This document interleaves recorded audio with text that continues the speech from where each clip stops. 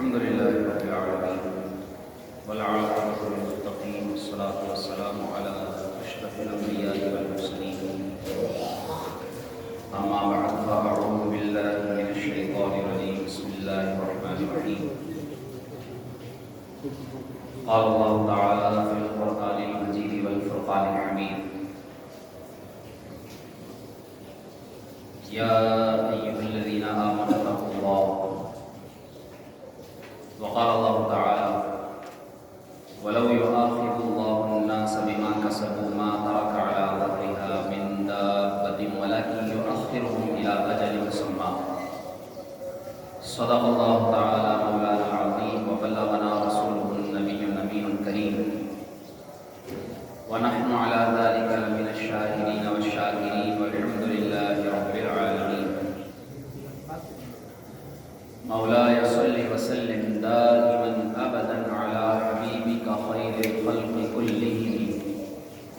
هو الحبيب الذي ترجى شفاعته لكل حول من الاهوال مقتحم محمد سيد الكونين والثقلين والفريقين من عرب ومن عجم يا صاحب الجمال ويا سيد البشر من وجهك المنير لقد نبر القمر لا يمكن الثناء كما كان حقه بعد خدا بزرگ طریق السمختصر ہزار بار بشوئن دہنز مشت و گلاب ہنوز نام گفتن کمال بیدبیست حمد و صلاۃ کے بعد اللہ تبارک و تعالیٰ کا شکر،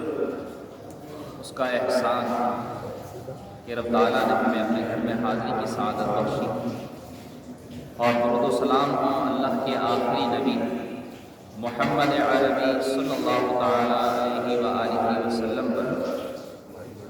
اور آپ کی آل، آپ کے اصحاب، آپ کی ازواج، آپ کے اہل بیت، آپ کے صحابہ، تابعین، تبع تابعین، اولیاء کاملین، علماء راسخین پر اللہ کی رحمتیں اور ہدایتیں ہوں، اور تمام مومنین و مومنات، مسلمین و مسلمات، اور ہم بالخصوص جتنے حاضر ہیں جن کے جو رشتہ دار اور والدین میں سے اگر کوئی دنیا سے چلا گیا تو اللہ تعالیٰ ان کی بھی بے حساب بخشش و مغفرت فرماتا ہے۔ آج 18 رجب المرجب 1444 سے مطابق 10 فروری سن 2023۔ اولاً ہم پیارے آقا صلی اللہ تعالیٰ علیہ وآلہ وسلم پر درود و سلام کی بڑی پیاری فضیلت سنتے ہیں۔ رسول اکرم صلی اللہ تعالیٰ علیہ وآلہ وسلم نے ارشاد فرمایا، بہت ہی پیاری حدیث، بڑے توجہ سے سنیے۔ یاد رکھیے کہ کسی بھی مجلس، کسی محفل کا پہلا ادب یہ ہے کہ وہاں اگر کوئی بات کی جا رہی ہے تو اسے توجہ سے سنا جائے، ادھر ادھر کچھ بھی ہو، لیکن ہم جس لیے حاضر ہیں وہ مقصد پورا ہو تو زیادہ اچھا۔ آپ صلی اللہ تعالیٰ علیہ وآلہ وسلم نے ارشاد فرمایا، جب تم مؤذن کو سنو اذان کہتے ہوئے تو وہی دہراؤ، یعنی اس کا جواب ہو، اور پھر فرمایا مجھ پر درود بھیجو، اور ارشاد فرمایا جو مجھ پر ایک بار درود پڑھتا ہے اللہ تعالیٰ اس پر 10 رحمتیں نازل فرماتا ہے۔ اور آپ صلی اللہ علیہ وسلم نے فرمایا پھر جب اذان سن لو، مجھ پر درود پڑھ لو، تو پھر مجھے وسیلہ بناؤ، اور جنت کا ایک درجہ ہے جو کہ میرے لیے ہی ہے۔ آپ نے فرمایا وہ درجہ میرے لیے ہی ہے، اور جو میرے لیے وہ جنت کا جو درجہ ہے وسیلے کے طور پر میرے لیے وہ درجہ مانگے، آپ صلی اللہ علیہ وسلم نے ارشاد فرمایا تو پھر میری شفاعت اس کے لیے لازم ہو جاتی ہے۔ اب آپ دیکھیے، ذرا غور کیجیے، اولاً تو جب اذان ہو تو فرمایا اذان سنو، بہت سے لوگ اذان سنتے ہی نہیں، بسا اوقات کسی سے پوچھا جائے کہ اذان ہوئی تو کہتے پتہ نہیں اذان ہوئی یا نہیں ہوئی، کیوں؟ انہوں نے سنی ہی نہیں. ورنہ سیدنا ابو بکر صدیق اکبر رضی اللہ تعالیٰ عنہ کی تعلق آتا ہے کہ آپ رضی اللہ تعالیٰ عنہ پہلے تو سرمایہ ہوتے نہیں تھے، تو آپ کا حجرہ چونکہ مسجد نبوی کے ساتھ ہی تھا، تو جب اذان دینے میں مؤذن کو تاخیر ہو جاتی تو آپ رضی اللہ تعالیٰ عنہ کسی کو بھیجتے اور فرماتے کہ مؤذن سے کہو اذان کہے، میں اذان سننے کے لیے منتظر بیٹھا ہوں. تو اول تو اذان سننی چاہیے. اذان رب تعالیٰ کی طرف سے ایک اعلان ہے جو مؤذن منادی کے طور پر ادا کرتا ہے،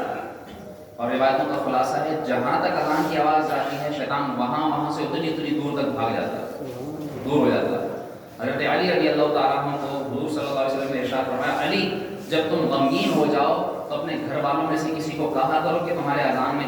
تمہارے کان میں اذان کہے تو اللہ کی رحمت سے، اذان کی برکت سے تمہارا غم دور ہو جائے گا.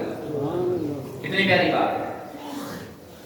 اب اذان کسی کو کہنا آتی ہی نہیں.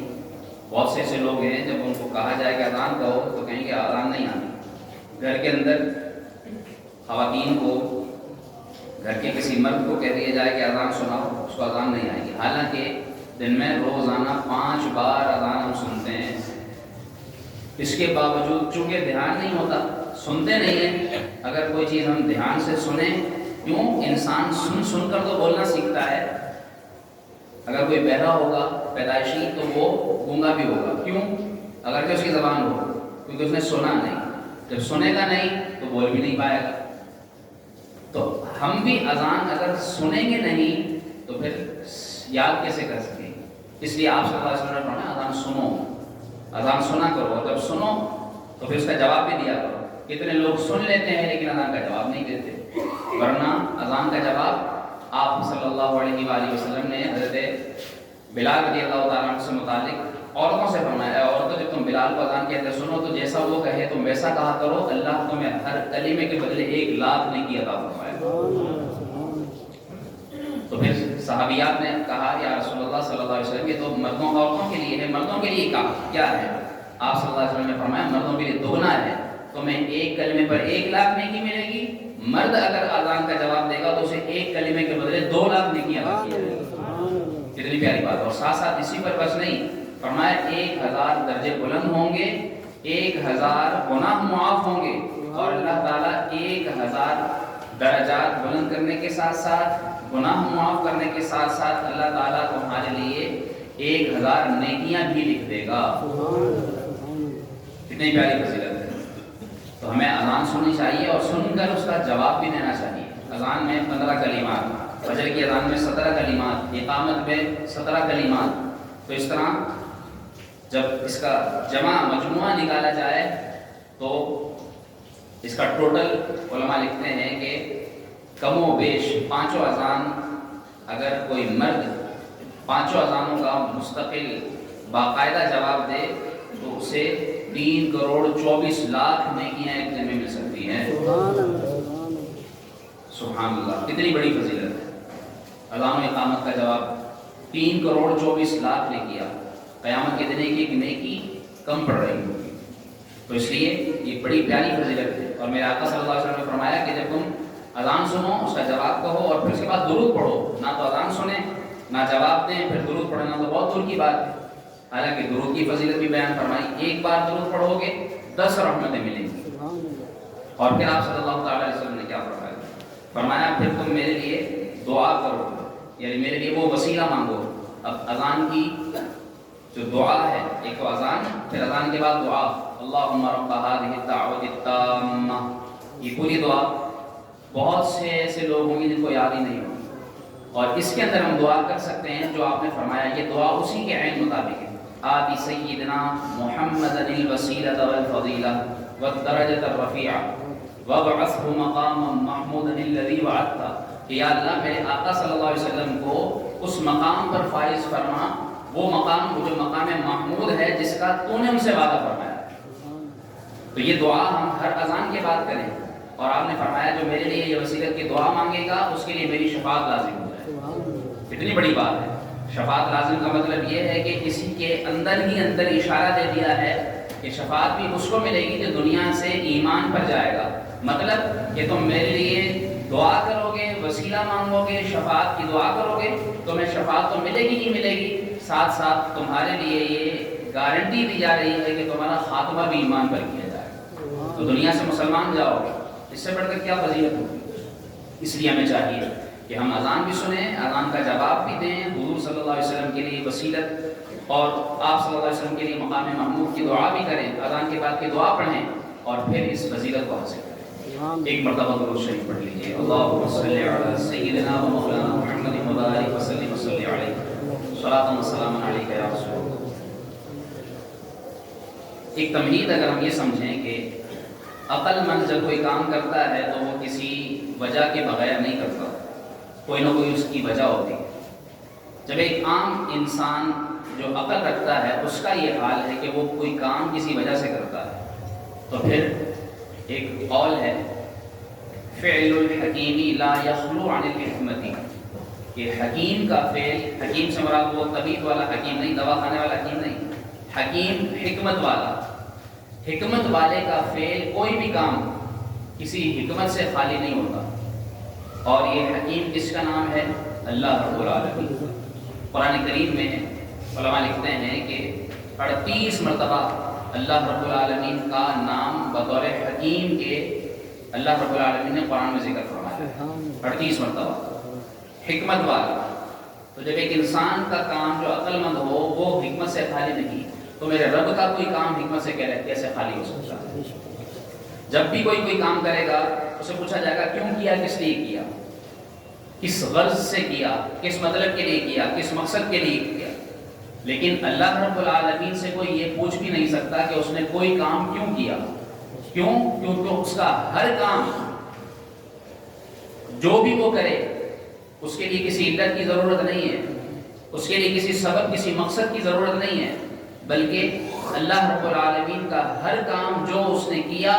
وہ ضرور درست اور ٹھیک ہے. اور یاد رکھیے ہم انسانوں کا کام تو کسی غرض، کسی مقصد کے لیے ہو سکتا ہے، یا ہمارا کوئی کام ہو سکتا ہے کسی حکمت سے خالی ہو، لیکن میرے رب کا ہر کام نہ کسی غرض کے لیے ہے نہ کسی مقصد کے لیے ہے. یعنی یہ نہیں ہوگا کہ اس کا کام کسی مقصد کا محتاج ہے، بغیر مقصد کے بھی وہ کوئی بھی چاہے کام کر سکتا ہے. لیکن یاد رکھیے کہ اللہ رب العالمین کے ہر کام میں حکمتیں ضرور ہوتی ہی ہوتی ہیں، اس کا کوئی کام حکمت سے خالی نہیں ہے. یہ بات سمجھ آ گئی؟ اگر یہ بات سمجھ میں آ گئی ہے تو پھر یاد رکھیے اب وہ حکمت جو اللہ کے کسی کام میں ہو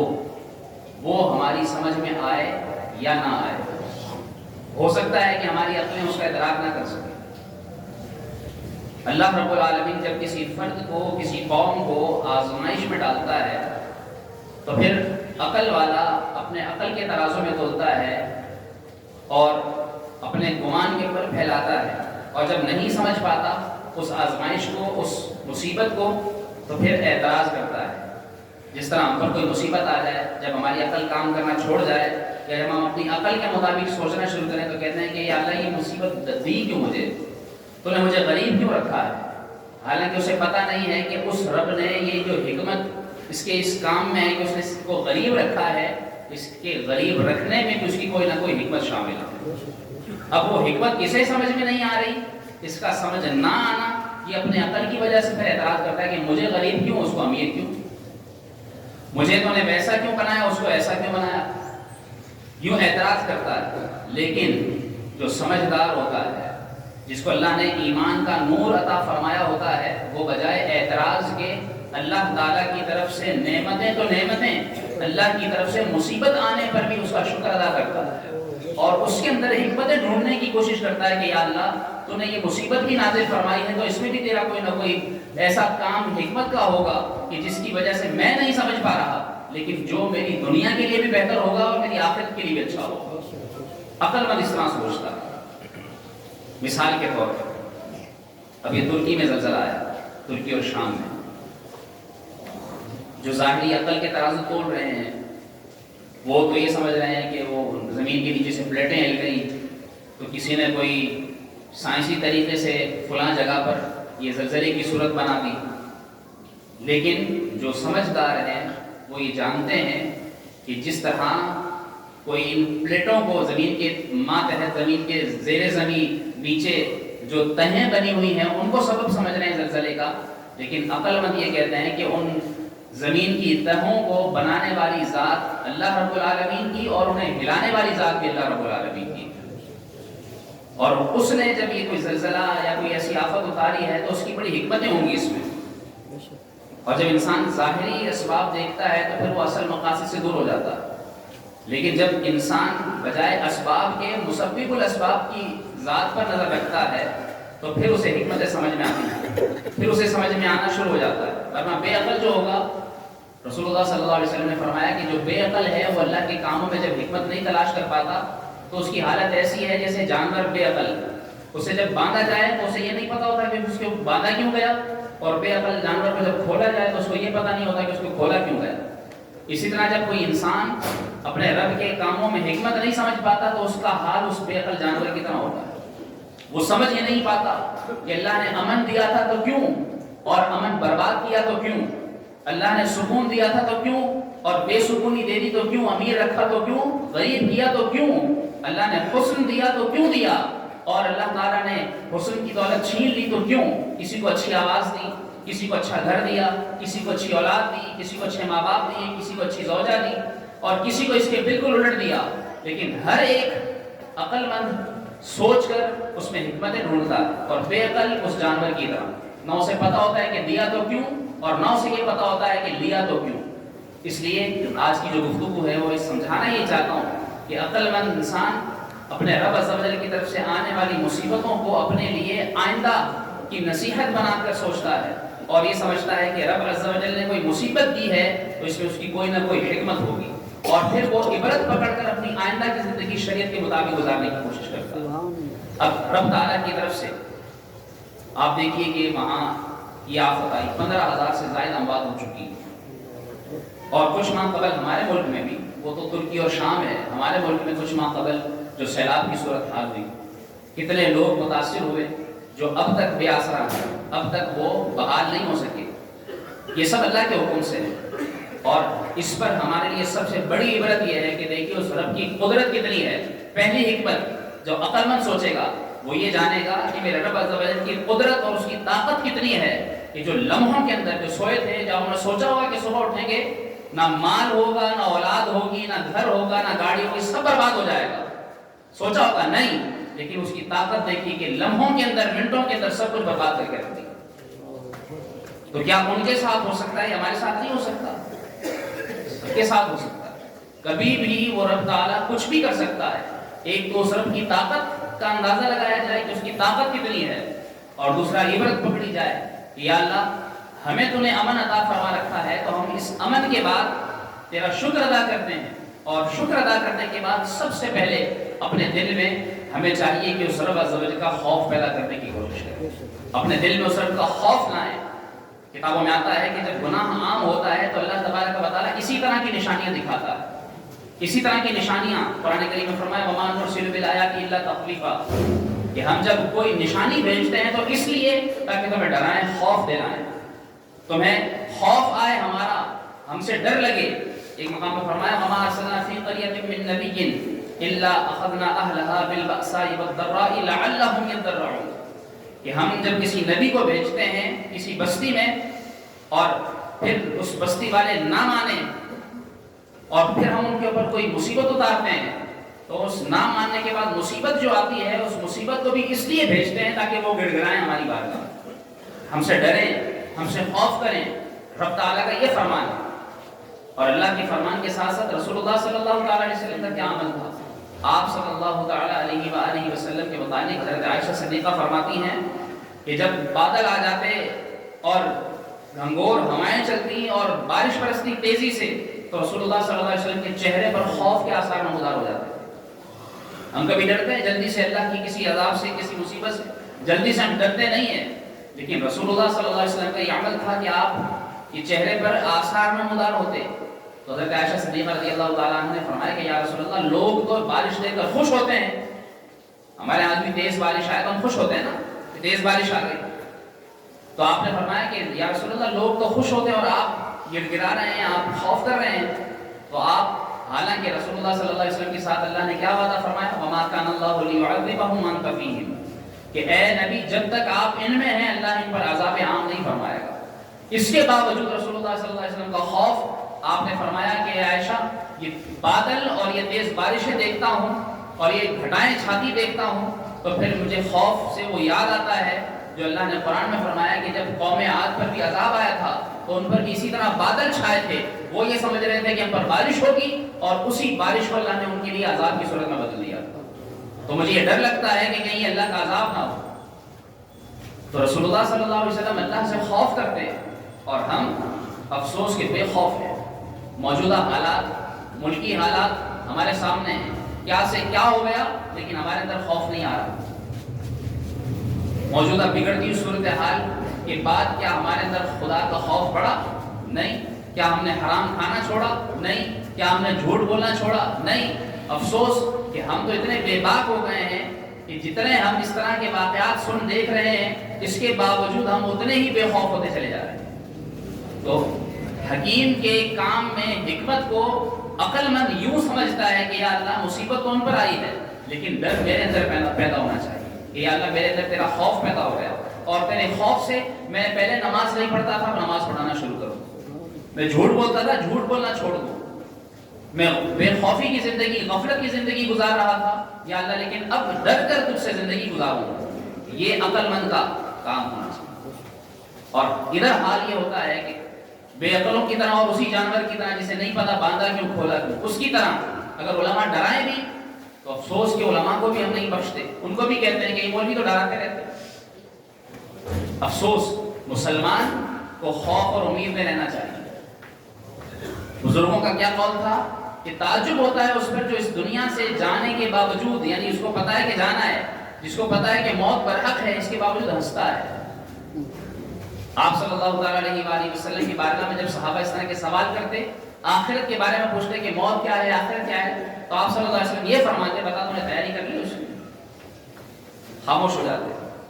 وَلْيَضْحَكُوا قَلِيلًا وَلْيَبْكُوا كَثِيرًا، قرآن میں اللہ نے فرمایا ہے انہیں چاہیے کہ یہ ہنسے کم روئیں زیادہ، اور ہم روتے تو ہے ہی نہیں، نہ اللہ کے آگے اور نہ کسی مصیبت پر، نہ کسی عذاب پر، ہنستے بہت ہیں۔ اس لیے عقل مند کا کام یہ ہونا چاہیے کہ خدا کا خوف پیدا کرے سب سے پہلے۔ دوسرے نمبر پر حکیم کے کام میں حکمت کے تقاضے کو عقل مند یوں ڈھونڈے اور اس کی حکمت پر غور کرتے ہوئے یہ دیکھے کہ جب اللہ کا عذاب آتا ہے تو جب بندوں کے حقوق مارتے ہیں تو اللہ کا عذاب آتا ہے، اس لیے حقوق العباد کی ادائیگی کو لازم فرما لینا۔ یاد رکھیے کہ جب کمزور پر ظلم بڑھتا ہے تو پھر اس ظالم کی اگر فریاد نکلتی ہے تو سیدھی عرش کو ہلاتی ہے، اور اس کی فریاد جب عرش تک جاتی ہے تو اللہ تبارک و تعالیٰ اس کی فریاد پر ضرور اسے جواب عطا فرماتا ہے۔ حضرت سیدنا عمر بن عبدالعزیز جو 99 ہجری میں خلیفہ بنے اور خلیفہ بننے سے پہلے 6 سال مدینے کے گورنر رہے، اور جب گورنر تھے اس وقت بھی اور خلیفہ بننے سے پہلے بھی آپ رضی اللہ تعالیٰ عنہ کئی خلفاء کے خاص مشیر رہے۔ سلیمان بن عبد الملک ایک خلیفہ، ان کے آپ مشیر تھے۔ اسی سلیمان بن عبد الملک نے جب اسی طرح زیادہ بادل اور اس طرح کے زیادہ بارشیں اور کڑکتی بجلی کی آوازیں سنی تو اس نے انہیں بلایا اور کہا کہ اے عمر بن عبدالعزیز یہ کیا ہے بارش، اس سے مجھے ڈر لگ رہا ہے۔ تو آپ نے کیا فرمایا یہ تو رحمت کے بادل ہیں، یہ تو رحمت کے بادل ہیں، تم انہیں دیکھ کر ڈر رہے ہو، اگر اللہ کا عذاب دیکھ لو گے تو پھر کیا بنے گا تمہارا؟ اس بادشاہ نے، اس خلیفہ نے کہا کہ یہ لو 1 لاکھ درہم اور یہ غریبوں میں صدقہ کر دو، اس کی وجہ سے ہماری مصیبتیں ٹلیں گی۔ تو آپ رضی اللہ تعالیٰ نے فرمایا اس سے اچھا ایک اور کام بتاتا ہوں، آپ ہی کے جو مشیر ہیں، جو وزیر ہیں، انہوں نے لوگوں کی جائیدادیں ضبط کر رکھی ہیں، ان کو حکم دیجیے کہ وہ جائیدادیں لوٹا دے، اللہ رب العالمین آپ کو اور آپ کی رعایا کو عذاب عام سے محفوظ فرما دے گا۔ فوراً خلیفہ نے حکم دیا اور ساری جن کی جائیدادیں ناجائز دبائی ہوئی تھی، جن کے پیسے قبضائے ہوئے تھے، جن پر قبضہ کیا ہوا تھا، سب لوٹوا دیا، واپس کروا دیا۔ اور آج ہم یہ دیکھیں، کیونکہ غریبوں کا حق ہے نا، کتنے لوگ ایسے ہیں کہ جو زمینوں پر قبضہ کر کے بیٹھے ہیں، کتنے لوگ ایسے ہیں کہ جو بہنوں بیٹیوں کا حق جو وراثت میں ہے، باپ کی طرف سے چھوڑا ہوا، بھائی کی طرف سے چھوڑا ہوا، اس پر قبضہ کر کے بیٹھے ہوئے ہیں۔ یاد رکھیے وہ مظلوم ہیں، اگر کسی نے کسی کا پیسہ جان بوجھ کر دبا رکھا ہے تو پھر جس کا پیسہ دبایا وہ مظلوم اور جو دبانے والا وہ ظالم، اور اگر اس مظلوم کی آہ لگی تو پھر یہ عذاب سے نہیں بچ پائے گا، یہ ظالم بھی اپنے انجام کو پہنچے گا۔ اس لیے یاد رکھیے کہ ہمیں یہ چاہیے کہ ہم مظلوموں کی آہ نہ لیں، جس کے ساتھ کبھی کوئی زیادتی کی ہے اس سے معافی مانگیں، اور آئندہ کسی کے ساتھ کسی قسم کی کوئی زیادتی نہ کریں، کسی کو گھور کر نہ دیکھیں کہ اسے ڈر لگے کہ وہ سہم جائے، کسی کا کوئی حق نہ دبائیں، کسی کو کوئی تکلیف نہ پہنچائیں۔ آپ نے فرمایا کامل مسلمان وہ جس کی زبان اور ہاتھ سے کسی مسلمان کو تکلیف نہ پہنچے۔ ہماری تو آنکھیں، ہمارے ہاتھ، ہماری زبان ایسی چلتی ہیں، ایسی دیکھتی ہیں اور ایسے اٹھتے ہیں کہ افسوس کہ جس کے بارے میں، جس کے خلاف ہم جو کوئی اقدام کریں تو پھر وہ بیچارہ مظلوم سوچتا ہی رہ جاتا ہے۔ اس لیے ہمیں چاہیے کہ ہم ظالم نہ بنیں اور اللہ سے ڈرتے رہیں مظلوموں کے بارے میں۔ اسی طریقے سے عقل مند کا ایک اور اہم ترین کام وہ یہ بھی ہونا چاہیے کیا کہ عقل مند اپنے رب عز و جل کی طرف سے آنے والی آزمائشوں کو اپنے لیے کیا سمجھتا ہے، رحمت یا عذاب۔ علماء فرماتے ہیں کہ اگر اسے پہچاننا ہے کہ یہ آزمائشیں، یہ مصیبتیں اس کے لیے رحمت ہے یا عذاب ہے، تو پھر وہ یہ دیکھے، کیا دیکھے؟ فرمایا کہ اگر اس کے اس سے گناہ معاف ہو رہے ہیں، اور اسے کیا پتا کہ اس کے گناہ معاف ہو رہے ہیں، فرمایا اگر مصیبت پر صبر کر جائے گا تو سمجھ لے کہ اللہ تعالیٰ نے اس مصیبت کے بدلے اس کے گناہوں کو معاف فرما دیا اور وہ مصیبت اس کے لیے رحمت ہے۔ اور فرمایا اسی طرح کہ کبھی بندے کو پتہ نہیں چلتا لیکن مصیبت کی وجہ سے اللہ تعالیٰ اس کے درجے بڑھا دیتا ہے، کبھی کبھی اللہ تبارک و تعالیٰ اس سے اس کو بہتر عطا فرما دیتا ہے، اور کبھی کبھی اس کی گرفت اس لیے بھی ہوتی ہے، وہ بیمار پڑتا ہے، وہ غریب ہو جاتا ہے، وہ محل سے روڈ پر آ جاتا ہے، کبھی کبھی اس لیے بھی ہوتا ہے کہ وہ سدھر جائے، وہ جس غفلت میں پڑا ہوا تھا وہ چھوڑ دے، جب وہ چھوڑ دیتا ہے تو سمجھ لے کہ اللہ کی یہ مصیبت بھی اس کے لیے رحمت بن کر آئی ہے۔ اور کبھی کبھی اللہ رب العالمین اسے اس طرح آزماتا ہے اور آزما کر دیکھتا ہے کہ وہ بندے کو دیکھے کہ یہ بندہ صبر کرتا ہے یا کفر کرتا ہے، تو اگر وہ صبر کر جائے تو پھر سمجھ لے کہ اس کی مصیبت اس کی پر جو آئی یہ اللہ کی رحمت ہے۔ اور بعض ایسے بدبخت بھی ہوتے ہیں کہ جتنی اس پر مصیبت آتی ہے وہ اتنے نافرمان بنتے جاتے ہیں، اس کے باوجود نماز کے قریب نہیں آئیں گے، اس کے باوجود صدقہ خیرات نہیں کریں گے، اس کے باوجود بھی اعتراض ہی کریں گے، یا اللہ یہ تو نے کیوں کر دیا، یہ میرے ساتھ ہی کیوں ہو گیا۔ جب وہ الٹا اور نافرمان ہوتا جائے تو سمجھ لیں اس کے لیے یہ مصیبت اب رحمت نہیں بلکہ اس کے لیے اب زحمت بن کر آئی ہے، اور اب اس کے لیے یہ عذاب بن کر آئی ہے، اب اس پر اللہ کا یہ عذاب اترا ہے۔ اس لیے وہ اللہ کے عذاب سے ڈرتے ہوئے مصیبتوں اور آزمائشوں کو دیکھے کہ میرے اوپر یہ مصیبتیں اور آزمائشیں کیوں ہیں، اور پھر حکیم کے اس فعل کے اندر یہ حکمت بھی تلاش کرے، کیا کہ وہ اپنے رب عز و جل کے سامنے با حیا ہو جائے۔ 4 دن کے بعد ویلنٹائن ڈے، جسے مسلمانوں نے یوم حیا کا نام دیا ہے، لیکن افسوس کہ بدبخت ایسے بھی ہیں، خاص طور پر نوجوان بچے اور بچیاں اس دن کو بے حیائی کے دن کے طور پر مناتے ہیں اور بے حیائی عام کر دی جاتی ہے، جبکہ حیا اللہ رب العالمین کا پسندیدہ وصف ہے۔ مسلمان کو چاہیے کہ با حیا رہے۔ قرآن کریم میں اللہ رب العالمین نے فرمایا ان الذين يحبون ان تشيع الفاحشة في الذين آمنوا لهم عذاب في الدنيا والآخرة، وہ لوگ جو زمین دنیا کے اندر بے حیائی پھیلانا چاہتے ہیں تو ان کے لیے دنیا اور آخرت میں عذاب ہے۔ رسول اللہ صلی اللہ علیہ وسلم نے کیا فرمایا؟ اذا لم تستحی فاصنع ما شئت، جب تجھ سے حیا ختم ہو جائے، یعنی جب تو بے حیا ہو جائے، جس کو ہم آسان الفاظ میں کہ جب تو بے شرم ہو جائے تو پھر تیرے جی میں جو آئے تو وہ کر، پھر تو اللہ اور اس کے رسول سے بھی بیگانہ ہے، پھر تیرا ان سے کوئی تعلق نہیں رہا۔ اور افسوس کہ یہ شرم و حیا جو انسانی جذبہ ہے، جانوروں میں یہ حیا شرم نہیں ہے، لیکن انسان کے اندر اللہ نے یہ رکھی ہے، لیکن افسوس آج کا انسان جانوروں سے بھی زیادہ بے شرم ہو چکا ہے۔